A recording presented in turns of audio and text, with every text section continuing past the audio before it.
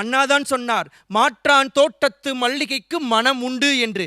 ஆனால் அதை எப்போது எங்கே அவர் சொன்னார் என்று யாருக்கு தெரியும்? நாம் தெரிந்து கொள்வோமா?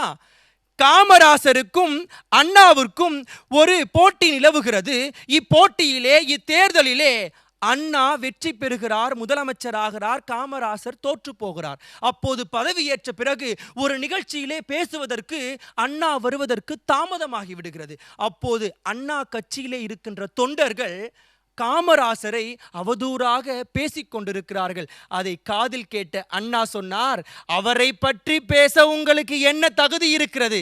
அவர் யார் தெரியுமா?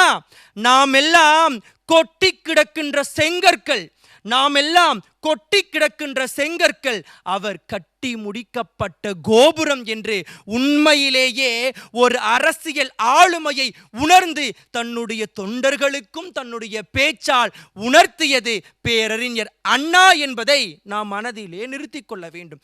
அதற்கு அடுத்தபடியாக சொல்ல வேண்டும் என்றால், ராமேஸ்வரத்திலிருந்து அவருக்கு ஒரு கடிதம் வருகிறது.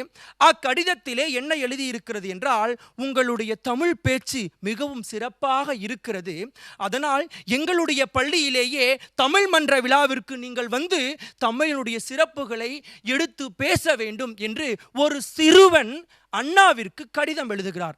ஒரு வருடம் கழித்து அண்ணா ராமேஸ்வரத்திற்கு செல்கிறார். அப்போது இந்த கடிதத்தினுடைய நினைவு அவருக்கு வருகிறது.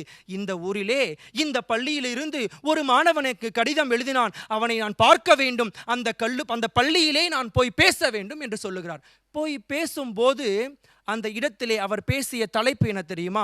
நதிநீர் இணைப்பு திட்டம் என்ற தலைப்பிலே 1.5 மணி நேரம் தன்னுடைய பேச்சை நிகழ்த்துகிறார். அந்த சிறுவன் யார் தெரியுமா?